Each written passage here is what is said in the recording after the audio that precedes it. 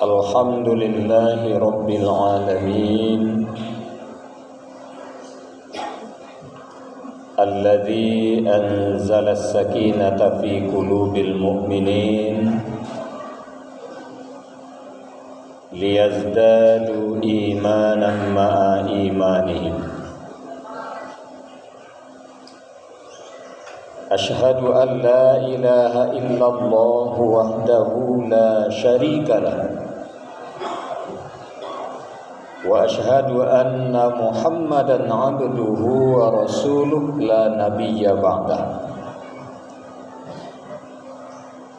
Allahumma salli wa sallim ala Muhammad wa ala alihi wa sahbihi ajma'in. Amma ba'du fa ya ibadallah, usikum wa iyaya bitaqwallah, faqad fazal muttaqun. Ittaqullaha haqqa tuqatih wa la tamutunna illa wa antum muslimun. Qala Allah Ta'ala fil Qur'anil Karim, A'udzu billahi minasy syaithanir rajim. Bismillahirrahmanirrahim. Wal yakhshal ladzina law taraku min khalfihim dzurriyyatan dhi'afan khafu 'alaihim falyattaqullah wal yaqulu qawlan sadida. Shadaqallahul azim. Sidang Jumat yang terhormat, para tamu Allah rahimakumullah. Dengan ucapan alhamdulillah, segala bentuk puji dan syukur tidak bosan-bosannya kita persembahkan kehadirat Allah Subhanahu wa Ta'ala. Karena sampai siang ini Allah juga tidak pernah bosan memberi kita rahmat dan karunia-Nya. Salawat dan salam kita mohonkan kepada Allah untuk Nabi kita Muhammad sallallahu alaihi wasallam. Beliau telah membekali kita, meninggalkan dua pusaka untuk kita. Jika kita berpegang kepada keduanya, beliau menjamin lan tadillu abada, kita tidak akan tersesat selama-lamanya. Yang dua itu adalah Al-Quran dan Sunnah. Sidang Jumat yang terhormat, sebagai dasar dari khutbah ringkas kita siang ini, firman Allah dalam surat An-Nisa ayat 9. Dari ayat ini khutbah kita beri judul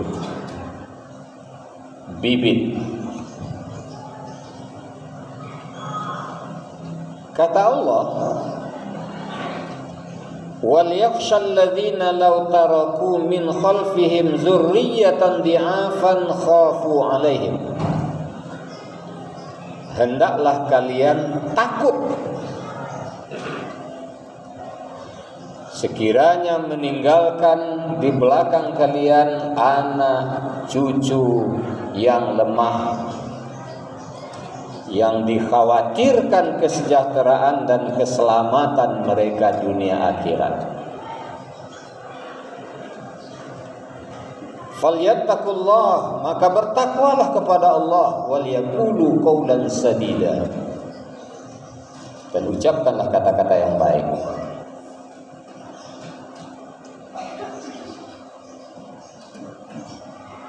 Kenapa khutbah ini kita beri judul bibit?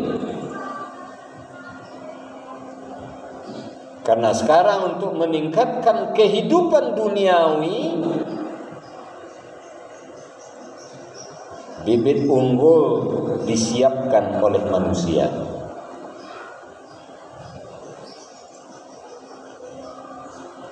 Kita lihat orang-orang peternakan sibuk, dibikin lembaga penelitian, lembaga penelitian pengkajian bibit, modifikasi bibit,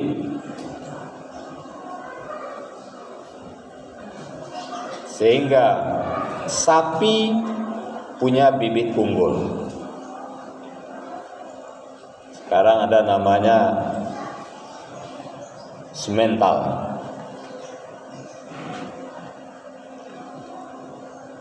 Kambing dibikin bibit unggul. Yang populer ada Etawa dan segala macam.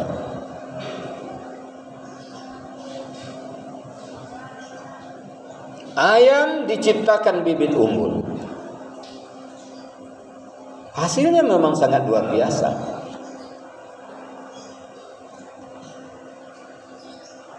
Kawan-kawan yang ahli di pertanian juga demikian.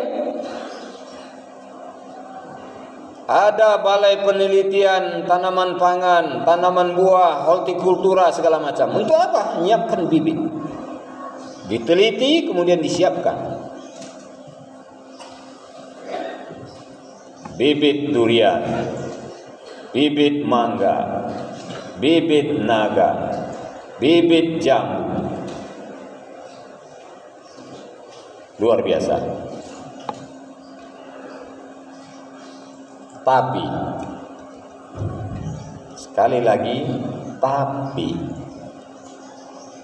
kenapa sangat kurang orang membicarakan bibit manusia?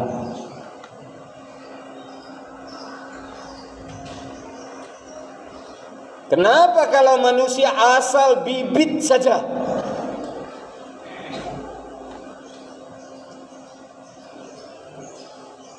Tidak begitu menarik untuk diperhatikan.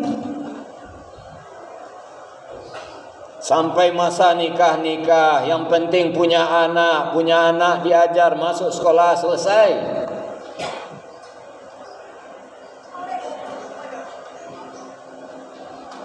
Apakah anak ini baik secara duniawi dan ukhrawi, itu tidak peduli.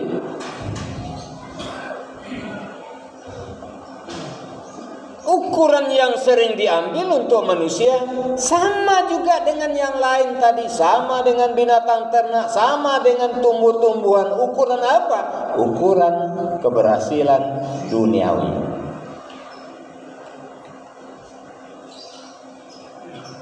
Itu bibitnya disiapkan, Pak. Secara fisik disiapkan.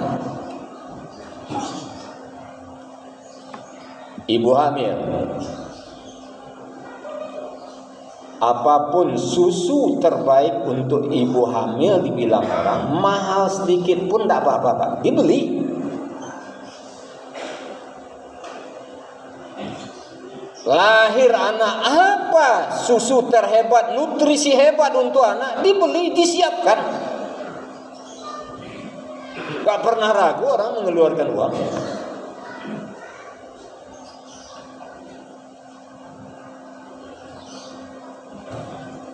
Sampai dia lahir ke dunia, mau sekolah di mana? Cari sekolah hebat, favorit segala macam. Gak cukup di sekolah, mau kursus apa? Matematika, fisika, kimia, biologi, bahasa Inggris. Satu mata pelajaran 100.000 satu bulan, enteng. Tapi itu untuk dunia.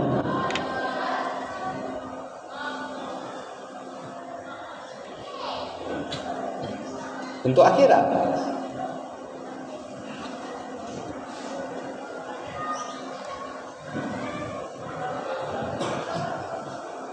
Nabi pernah katakan,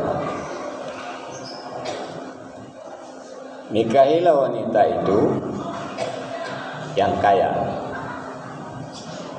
yang bagus keturunannya, cantik bentuknya, kuat agamanya. Tapi pilih yang kuat agamanya.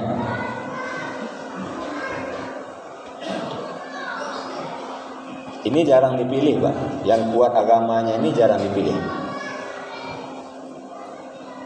Tapi kalau kita lihat contoh, kalau istri itu kuat agamanya, lihat Ibrahim, punya anak Ismail, dibawa ke Mekah, ditinggalkan di Mekah, tidak ikut Ibrahim mendidik anak, tapi anaknya jadi soleh, bahkan jadi rasul. Hanya Siti Hajar yang didik, Pak.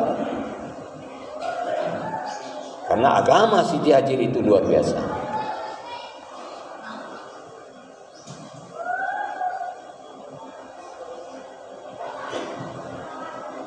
Mau pendidikan, sekolah.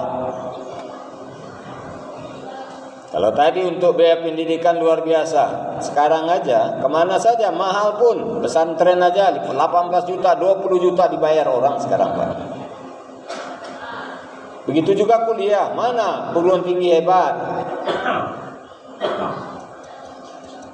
Tapi kenapa di TPQ, di MDA, di masjid, uang ngaji 10.000 rupiah nunggak 6 bulan. 10.000 rupiah, Pak, nunggak 6 bulan. Uang ngaji untuk Al-Quran.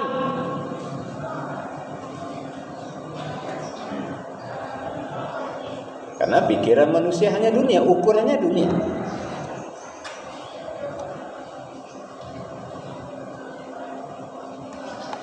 Ketemu saya dengan seorang bapak, sudah lama enggak ketemu. Punya anak 6. Dulu saya pernah ngajar anaknya ngaji. Sekarang anak udah besar-besar. Saya tanya, Pak, di mana anak-anak? Oh, luar biasa, Ustaz. Yang tua anggota DPR.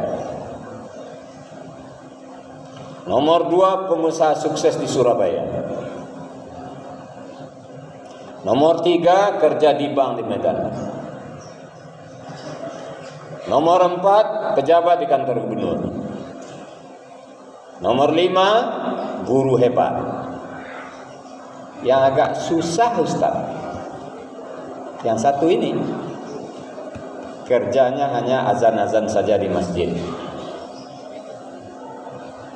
Coba bayangkan, Pak, kecewa dia dari 6 orang anak, ada 1 yang rajin azan di masjid, dia kecewa. Padahal kalau dia mati besok mungkin yang azan-azan di masjid ini yang jadi imam sholatnya. Kenapa dia kecewa? Karena ukurannya dunia, Pak. Ukurannya dunia. Seorang bapak anak tamat MAN. Saya tanya, nggak kuliah anak, Pak? Nggak bisa, Ustaz. Kok nggak bisa? Di mana sekarang biaya kuliah yang ringan? Nggak ada, Ustaz. Kata saya, masuk aja IAIN atau UIN, Pak. UIN pun, Ustaz, 3, 4 atau 5 juta habis juga kalau baru masuk ini. 5 juta. Jadi enggak sekolah, Pak, enggak nyambung, enggak. 1 bulan setelah itu saya ketemu bapak itu membawa seekor anjing berbulu gagah. Kata saya, Pak, ini gagah anjingnya nih, dapat dari mana? Baru dibeli, Ustaz. Beli di mana? Baru beli Jakarta 10 juta. Untuk beli anjing 10 juta ada, Pak. Tapi untuk sekolah anak 5 juta tidak ada. Apa isi otak manusia? Apakah namanya itu memikirkan bibit manusia? Bibit anjing.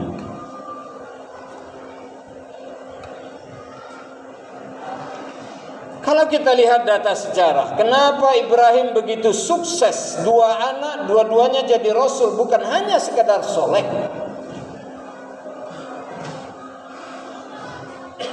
Ada satu upaya Ibrahim yang kadang-kadang kita tidak memikirkan.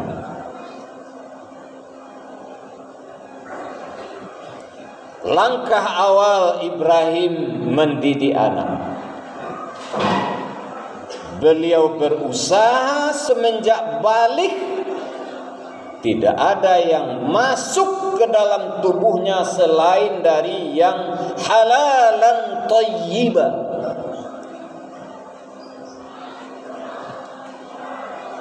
Kenapa itu dilakukan Ibrahim? Makanan, minuman akan menjadi darah daging. Darah daging akan menjadi anak. Nah, ini baru berpikir bibit, Pak. Ini yang dia pikirkan. Makanan, minuman akan jadi darah daging. Darah daging akan jadi anak.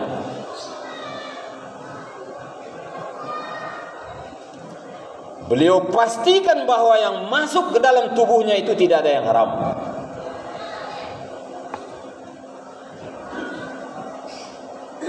Ini yang dilakukan.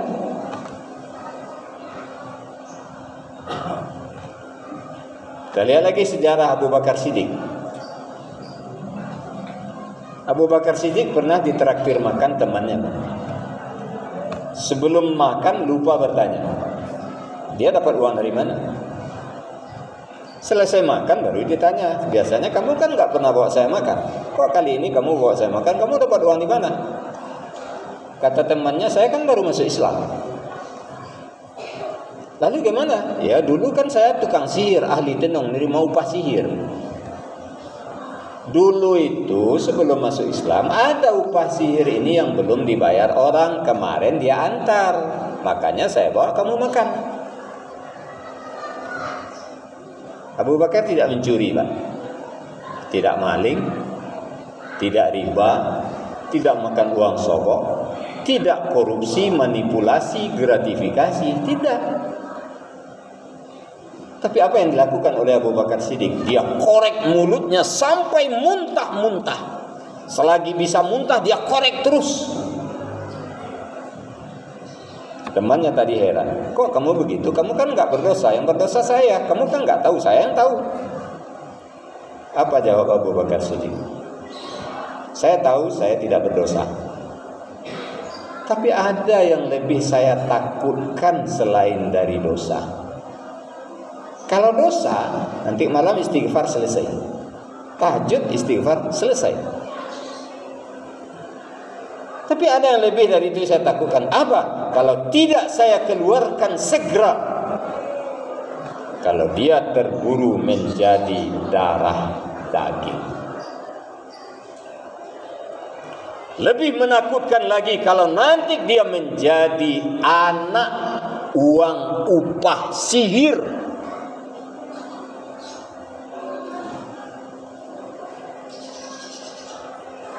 Apa kata Abu Bakar Siddiq?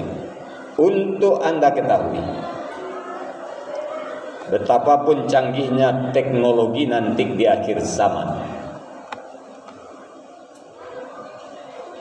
manusia tidak akan bisa membuat alat yang alat itu bisa memisahkan darah halal dengan darah haram.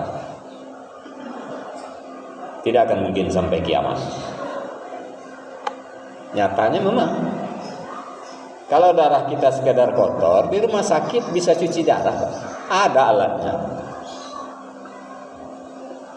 Tapi negara yang punya teknologi canggih mana sekarang yang bisa bikin alat itu bisa pisahkan darah halal yang haram? Tidak ada. Sampai kiamat tidak akan ada. Apa maksudnya? Sekali darah ini bercampur dengan yang haram, sampai mati dia akan bercampur dengan yang haram. Sekali daging ini terbentuk dari yang haram, sampai mati dia akan haram.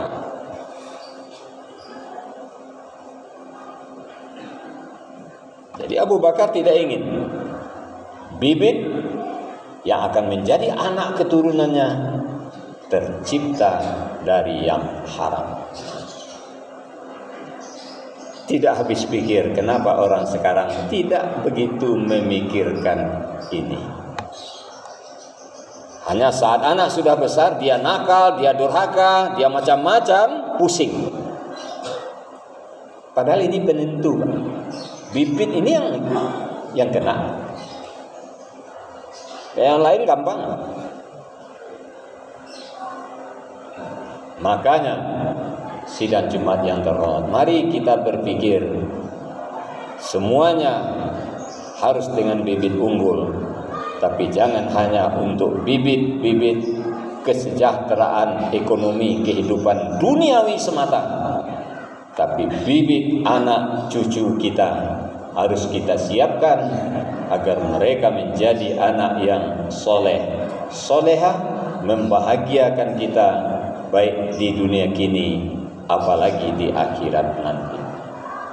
Faqtabiru ya ulil absar la'allakum turhamun.